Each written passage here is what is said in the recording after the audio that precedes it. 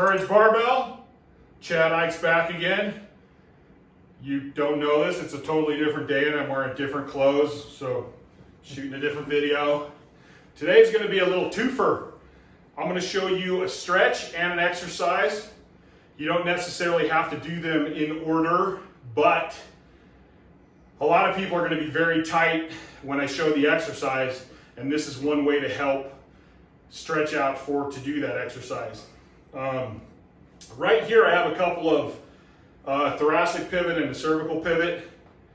You can get these from Amazon. I actually got these from an ex-girlfriend physical therapist, which they're pretty awesome. But I think these are like 60 bucks a piece or 40 bucks a piece or something. And I'll show you how these work, but I'm also going to show you how to just use a towel because we don't all have that kind of money to spend on little rubber things. What this one's going to do, it's a thoracic pivot, so it's going to fit right under the thoracic spine, and it has a little groove here for your spinous process, so you're all nice and comfy. So I'm going to have Paul roll up, and I'm going to put this right with just the tip of it and lay back down. The top of it's going to be just above the shoulder blades and then run down, and then we're going to give him this cervical one just to put his head in a little better position. I like to put that right at the base of my cranium right there.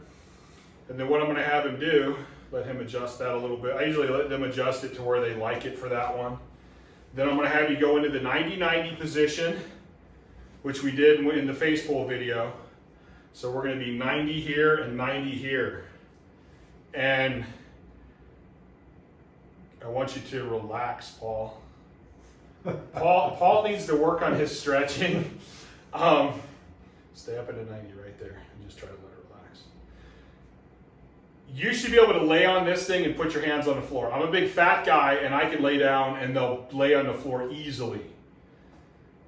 And what happens when all this is too tight in the front, you have a hard time actually flexing the posterior as hard as you should be able to, or you won't be able to get your shoulder blades as close together as you should be able to get them to get in the strongest position and put your shoulders in the strongest position.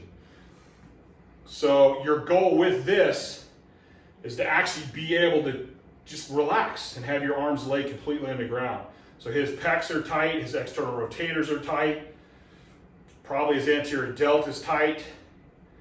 And with these, like with Paul, I think Paul should be doing this a couple days, at least 3 or 4 days a week at home for like 2 to 5 minutes. And just lay there and let it relax.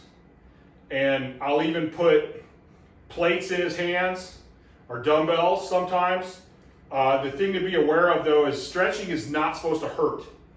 Stretching, you can overstretch and you can strain stuff stretching. The idea is for it to be a little uncomfortable and let it stretch and relax out and then go a little further and keep progressing slowly. You're not going to stretch out in one night. It's going to take time. Don't rush it. So, for the sake of time, I'm going to pull these out from our fitness model, Paul. Mm-hmm. And all this is a big shower towel that I rolled up. So I'm going to put it back in this same position and let him roll over it. And the towel's kind of nice because it will squish and kind of conform. If you have the big foam rollers, which I do over there, sometimes I'll have people balance on that foam roller down their whole spine and have them lay in this exact same position.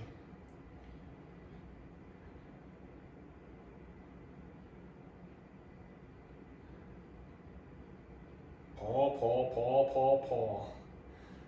That is tremendously improved. You just can't see it. Okay, now I'm going to switch to an exercise that I wanted to show you to work on the posterior chain.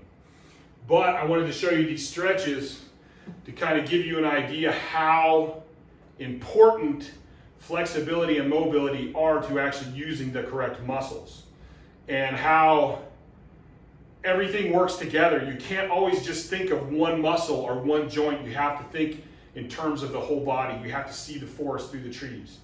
Because if you're like, I'm not getting strong enough or I can't get into position, well, why? Why is that? Why aren't you working on what the problem is that's not allowing you to squeeze tighter and get in that better position, get opened up. If my shoulders are too rolled forward, it's too tight, I can't roll up and get where I need to be.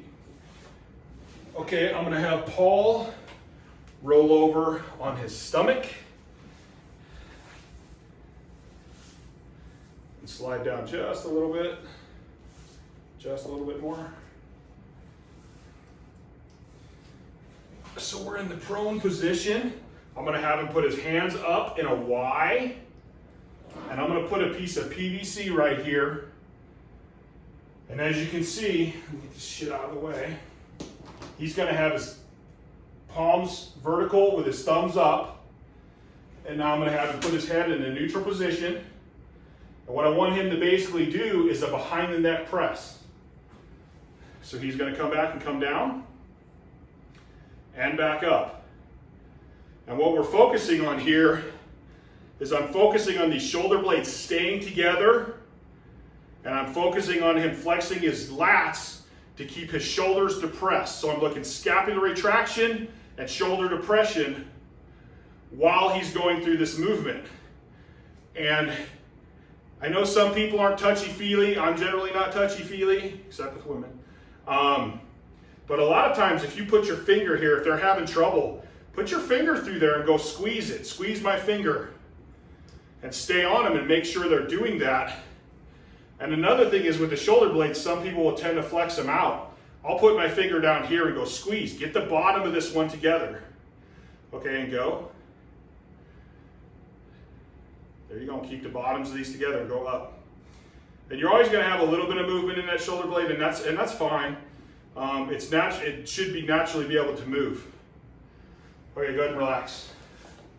So this is going to be a great exercise to work on flexibility and mobility, and it is insanely, ridiculously hard, especially if you're weak in your rhomboids, middle traps, and that area.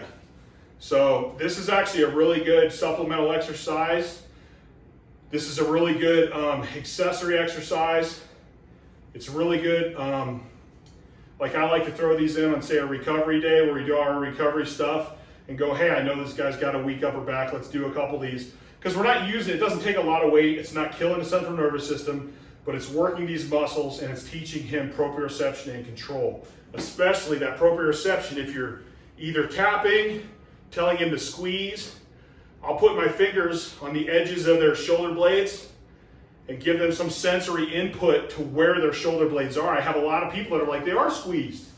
Or they're like, they're not squeezed. They have no idea where they are. They can't feel it. So with that little bit of proprioception, that little stimuli kind of gives them an idea where it's going. All right, guys. Another good tip. Please like this channel. Subscribe to this channel. Please hit the little copy link and share this channel with everybody else that you think can benefit from this. All right, guys. I'm out of here. I'm going to let my model body guy go, and I'll catch you guys later.